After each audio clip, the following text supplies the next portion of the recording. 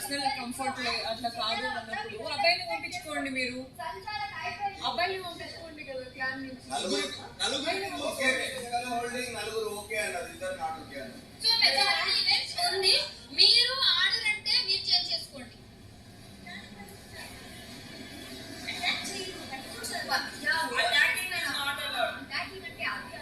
తర్వాత అక్కడ చిక్కడ చెప్పకూడదు కాబట్టి ఇప్పుడు చేంజ్ చేసుకోండి.